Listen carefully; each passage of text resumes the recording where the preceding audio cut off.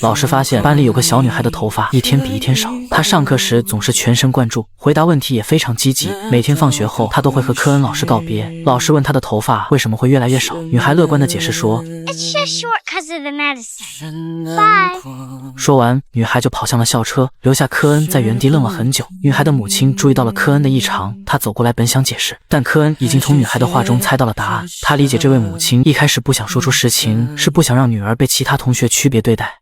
And I'd be grateful if he kept her secret a little longer. I just don't want her to be singled out. Yeah. Is she gonna be okay?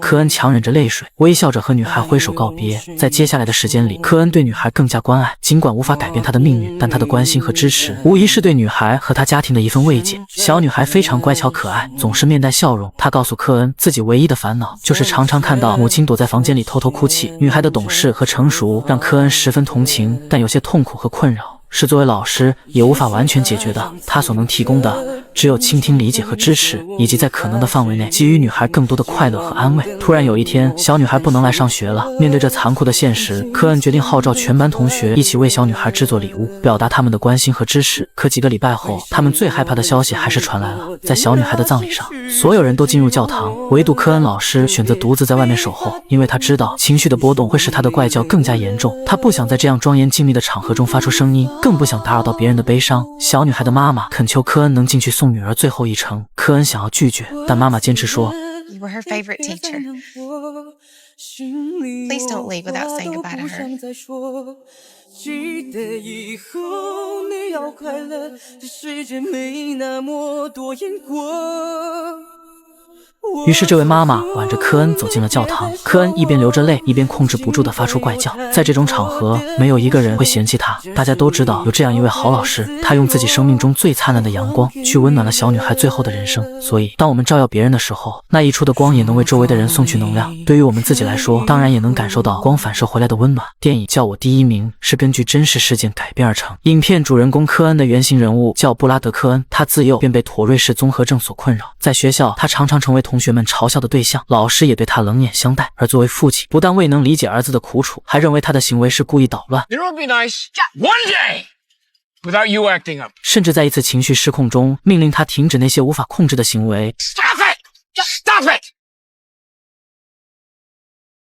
科恩的父亲无法接受儿子的病情，最终与他的母亲分道扬镳。每次父亲即将离开时，都让科恩心中涌起无尽的渴望。他多么希望能像弟弟一样投入父亲的怀抱，享受那一丝温暖。尽管这份父爱是勉强得来的，但对科恩而言，这已是莫大的慰藉。父亲离开后，家中只剩下科恩和他的母亲以及弟弟相依为命。母亲始终没有放弃对他的关爱和支持，她带着科恩四处求医，但由于医生的专业知识不足，竟把科恩的病症归咎于父母离婚的影响。母亲不愿接受这样的结论，于是决定亲自到图书馆寻找答案。经过无数个日夜的钻研和探索，终于在厚厚的医学文献中找到了与儿子症状相匹配的疾病。母亲立刻让科恩阅读书上的资料，科恩这才恍然大悟，原来自己患有妥瑞氏症。母亲随即去找医生确认，医生虽然承认了自己的误诊，但也带来了一个令人绝望的消息，目前妥瑞氏症仍然没有治疗方法。听到这个消息，母亲感到极度崩溃，她多么希望儿子能够过上正常的生活。在这个艰难的时刻，科恩迅速上前安慰母亲。It's okay, Mom.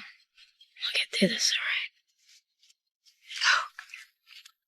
看到儿子如此懂事，母亲心痛地将他紧紧抱在怀里。尽管知道目前没有治疗妥瑞氏症的方法，但母亲从未放弃寻找可能的解决方案。在寻求治愈的旅途中，母亲带着科恩踏入了妥瑞氏症患者的互助中心，希望在同病相怜的人群中寻找一丝慰藉。那里的患者们表现出各种各样的症状，有的人会抽搐，有的人会缩脖子，还有的人会不自主的后仰。母亲原本希望科恩能从他们那里学到一些东西，却发现这些患者聚集在一起并没有互相帮助，而是在抱怨命运的不公。他们因为不被公共场合接受而充满了怨气，没有人尝试去改变现状。科恩内心并不想走他们的老路。母亲目睹这一切后，心中涌起一股冲动，她立刻带着科恩离开了那个充满负能量的地方，并向科恩道歉。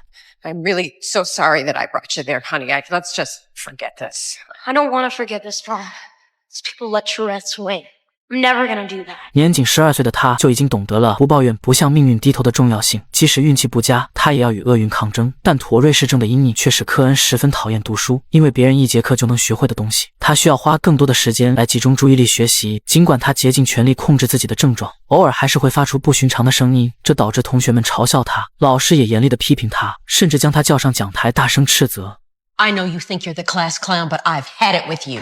而科恩只能无助地解释自己无法控制这些行为，但是缺乏理解的老师却坚持认为他是故意捣乱，并强迫他向全班同学道歉。科恩已经习惯了这种道歉，也习惯了面对那些面目可憎的老师，每次他都必须沉默，不再发出怪声，才能被允许回到座位上继续上课。然而，即使他刚回到座位，还是无法控制地发出了声音。老师没有给予他解释的机会，而是命令他滚出教室。就在这时，校长无奈地出现在他面前，男孩心中涌起一阵恐慌，以为即将面临的是责备与惩罚，但出乎意料的是，校长竟邀请他参加即将举行的音乐会。在那个充满旋律的夜晚，尽管男孩竭尽所能，他的身体仍旧不由自主地抽搐，他的嘴巴仍旧发出阵阵怪叫。同学和老师向他投来异样的目光，然而在众目睽睽之下，校长却点名让男孩上台。这一刻，他成了全场的焦点。校长拿起麦克风，温和地询问男孩为何会发出那些不寻常的声音。男孩解释说自己患有妥瑞氏症，这是一种他无法控制也无法治愈的疾病，但当人们不用异样的眼光看他时，他的状况会有所改善。这番话让台下所有听众陷入了沉思。校长继续询问男孩，我们能为你做些什么？ I just want to be treated like everybody else.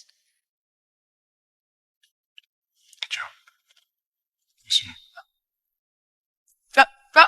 当男孩回到自己的座位，那紧张的情绪再次发出了怪叫，但这一次没有人嘲笑他，反而观众席爆发出热烈的掌声。这是他第一次感受到被平等对待。校长简单而有力的几句话，不仅改变了他的人生轨迹，也治愈了他的心灵。这就是教育的力量所在。也正是从这天起，男孩开始梦想成为一名教师，他想把校长给予他的一缕阳光继续传递下去。那些艰难险阻横亘在前，恰似顽石妄图阻挡水流。那前方的道路荆棘密布，可坚韧的步伐依旧砥砺前行。经过10多年的努力学习，科恩终于以出色的成绩获得了从业资格证书。然而，作为一个经常会发出怪声的教师，却面临着巨大的挑战。成年人的成见往往比孩子们更难改变。尽管科恩在大学中成绩优异，但每当他发出怪声时，面试官的表情就会立刻变得僵硬，然后急匆匆地结束面试。尽管如此，科恩的脸上总是挂着阳光般的笑容。这些困难并没有削弱他成为一名教师的热情。在接下来的面试中，无论他提出的教育理念多么新颖，总是礼貌地遭到拒绝。有的校长毫不避讳地质问他，带着这样的病症，为何还要追求教师职业，甚至要求他在教学时必须忍住不发出任何声音。面对这种羞辱性的质疑，科恩偶尔会愤怒地回应 Thank you very much for the interview. But don't you want the job? Yes, actually.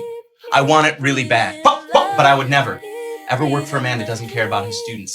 So I'll take my portfolio and take no more of your time. You got a great boss.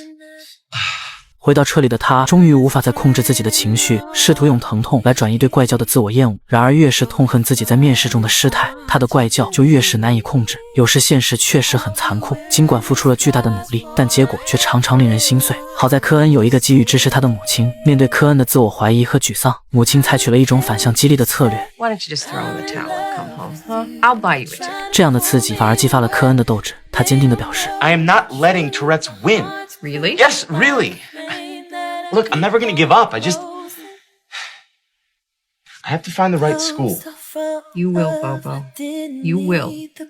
正是这种尖锐却充满爱意的对话，让科恩重新找回了前进的勇气。在总结了失败的经验后，科恩意识到自己的困境并非完全是因为妥瑞氏症，而是他还没有找到愿意接纳他的学校。于是他拿出地图，将所有未曾面试过的学校都标记出来，并将他的详细资料逐一发送给这些学校。可随着时间的推移，新学期的开始日益临近，科恩依然没有收到任何学校的回复。就在科恩焦急等待被邀约时，他的继母找到了他。继母受父亲之托来劝说科恩考虑放弃教师职业，转而从事父亲的建筑工作，以便将来能够接替父亲成为包工头。这是父亲为科恩准备的最后退路。继母继续对科恩说，你爸爸其实很爱你，他只是不想看到你受伤。 The only thing that hurts is the fact that he has never accepted who I am.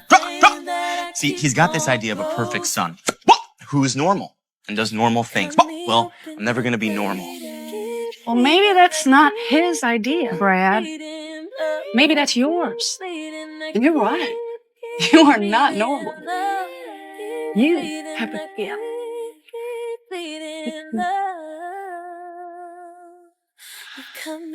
And it's not in spite of your Tourette's. It's because of it. 这些话让科恩感到很意外，他没想到与自己没有血缘关系的继母会用这么深刻的方式激励他。这些话语让科恩与妥瑞氏症达成了和解。他意识到父亲一直在以另一种方式保护他，父亲一直认为是自己的遗传导致了科恩的病症，并因此感到内疚，无法直面科恩。科恩深刻理解了父亲的苦心，于是找到了在工地上工作的父亲。父亲关切地询问了他找工作的进展，并小心翼翼地问他是否需要经济上的帮助。父亲提出，如果科恩需要钱，可以来工地工作，但科恩却坚定地表示自己想要成为一名教师。他告诉父亲，没有什么能够阻挡他追求自己的梦想。父亲担心他屡次失败后会遭受更大的打击，因此试图劝说科恩考虑其他更稳定的工作，可父亲却低估了科恩的乐观精神。I'm gonna teach Dad. Drop. Okay? I can't let anything get in the way of that. 科恩之所以来到父亲所在的城市寻找工作，就是为了向父亲证明自己的能力。毕竟每个孩子都希望得到父亲的认可。然而，随着教师招聘季即将结束，科恩依然没有收到任何面试的通知。在一次家庭聚会中，父亲小心翼翼地询问科恩工作是否顺利，但科恩却指责父亲从未真正接受过自己，认为父亲一直觉得自己的儿子会给他丢脸。父亲说：“我最讨厌跟你一起去餐厅吃饭，是因为看不惯大家都用异样的眼神盯着你。有时候我真的很无助，我这辈子都在帮助别人修东西，却唯独修复不了你的怪病。” It doesn't need fixing. Nobody can fix it. I know. 父亲很愧疚，自己给了儿子一个不完美的身体，这种愧疚感让他选择了逃避。 I'm proud of you regardless. 在新学期即将开始的前几天，科恩终于收到了一份来自名为山景小学的面试邀请。两位校长热情地接待了科恩。校长好奇地询问，为什么这位与众不同的科恩如此渴望成为一名教师？科恩真诚地回答说，曾经有一位校长为他指明了方向，驱散了他心中的迷雾，因此他也想成为一个能够启发他人的教育者，用阳光般的温暖去影响更多的孩子。科恩详细阐述了自己坚持到底的教育理念，并坦诚地谈到了自己的妥瑞氏症。他的回答流畅，逻辑清晰，经过深思熟虑。两位校长最终只与科恩签订了1年合同，这意味着他需要在接下来的1年里，通过自己的实际行动来消除所有人的疑虑，以此来证明自己的价值和能力。由于今年2年级学生数量激增，学校不得不增设了一个新班级，而这个班级的学生都是从其他班级调整过来的。但对科恩来说，这些并不重要，重要的是他终于得到了这样一个宝贵的机会。当他看到属于自己的教室时，激动得几乎说不出话来。长久以来的梦想终于变成了现实，所有曾经的努力和汗水，在这一刻都转化为了成功的光芒。其他老师也纷纷伸出援手，帮助他布置教室，准备迎接新学期的开始。当母亲得知这个消息后，激动地流下了眼泪。母亲再三叮嘱科恩，如果学校里有合适的女老师，一定要抓住机会。无论如何，母亲最大的期望就是儿子能够快乐。开学第1天，科恩老师将教室布置得温馨而富有生机，仿佛一个小花园，甚至养了一只可爱的小兔子来增添生气。他戴上船长帽子，热情地迎接孩子们的到来。即使面对一个调皮男孩的无理称呼，科恩也没有生气，反而大方地在黑板上写下了自己的妥瑞氏症，并鼓励孩子们有任何问题都可以举手提问。学生好奇地问这种病会不会传染，科恩解释说不会，因为这是天生的。学生询问科恩是否可以去看电影，科恩幽默地回答说当然可以，但大多数时候都会被赶出来。这时一个小女孩询问他是否觉得痛，科恩诚实地回答说偶尔脖子抽筋时会有一点痛，但只要发出声音就没事了。小女孩对科恩充满同情，问他这个病是否会好起来。科恩遗憾地表示目前这种病没有药物可以根治，但他已经学会了接纳它，不让病情主宰自己的人生。学生们继续提出许多问题，科恩都耐心地一一作答。I can do anything that anybody else can do, except there is one thing that Mr. Cohen can never do. What is it? No, I just can't. Yeah, tell us. Tell us. Yeah, tell us. Mr. Cohen can never play hide and go seek.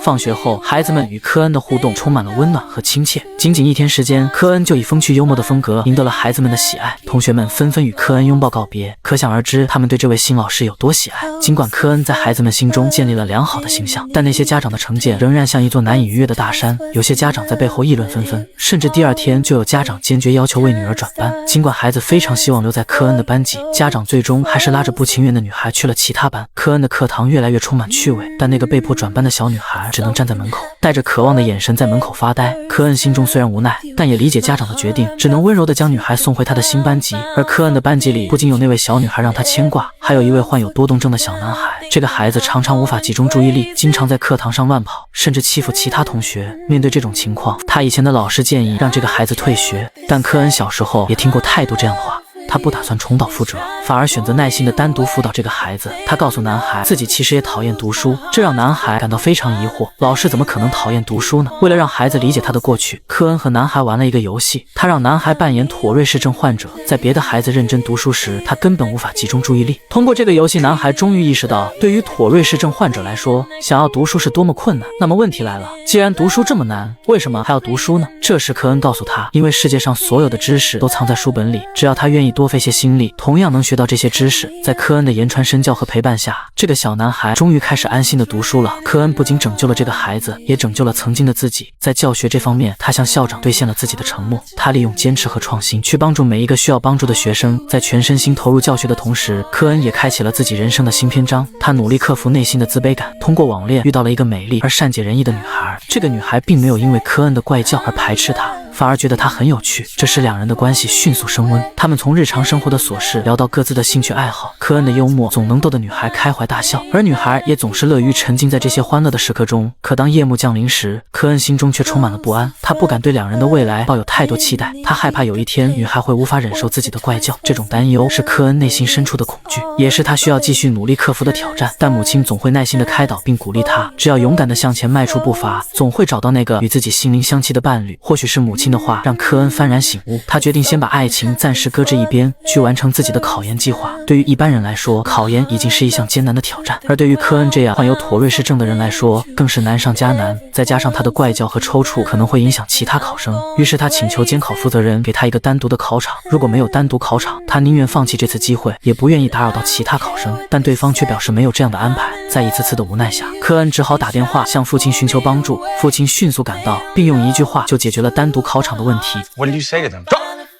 Magic word. Lawsuit.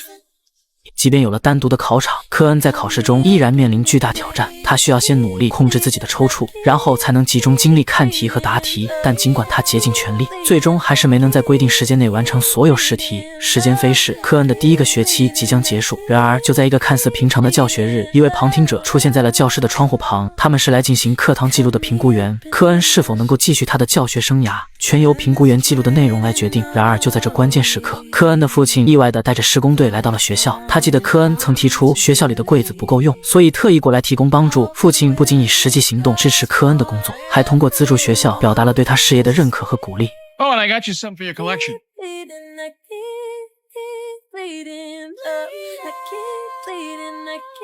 it on, Mr. Cohen.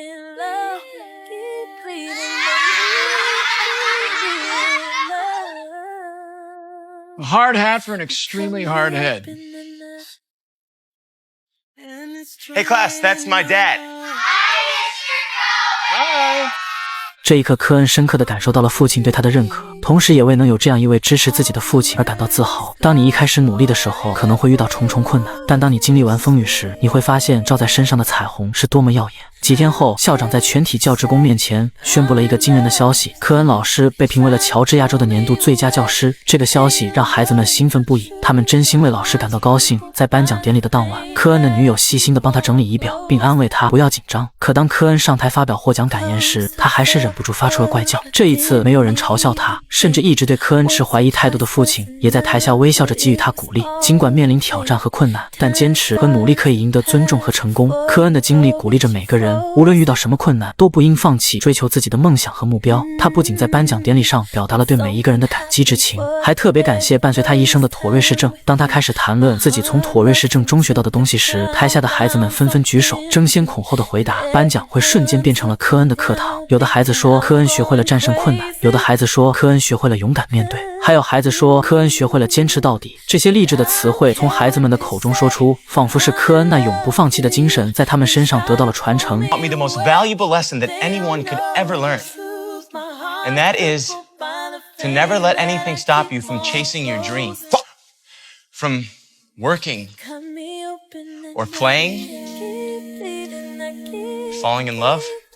这句话是科恩向大家传递的教育理念，也是他对孩子们的鼓励。科恩用自己的行动证明了，无论遇到什么困难，都不应放弃追求自己的梦想。后来的科恩不仅完成了自己的硕士学位，还被斯坦福大学教育专业录取，并与女友携手步入了婚姻的殿堂。梦想似璀璨星辰，纵有妥瑞氏症的阴霾遮蔽，也未曾放弃追逐教育梦想的那片熠熠星空。家人的包容，朋友的鼓励，同事的理解，这些爱的点点滴滴，如同丝丝缕缕的微风，轻拂过男主的生命之途，又如温暖的炉火，驱散生活的寒意，让他得以在这爱的环绕中轻盈起舞，诠释着爱的力量能为人生的旅程添上最绚丽的色彩，编织出一幅满是温情与希望的锦绣图卷。那些异样目光与嘲讽，如同荆棘刺痛身心，可他却将之化为独特的节奏，踩着挫折的鼓点，舞出别样精彩。那些艰难险阻横亘在前，恰似顽石妄图阻挡水流，可坚持的细流依旧潺潺不息，汇聚成磅礴江河，推动命运之舟前行。那前方的道路荆棘密布，可坚韧的步伐依旧砥砺前行。只有与真实的自己相拥，方能在生命的舞台上展现出最动人的姿态，就像一朵自在盛开的花朵，散发着属于自己的芬芳。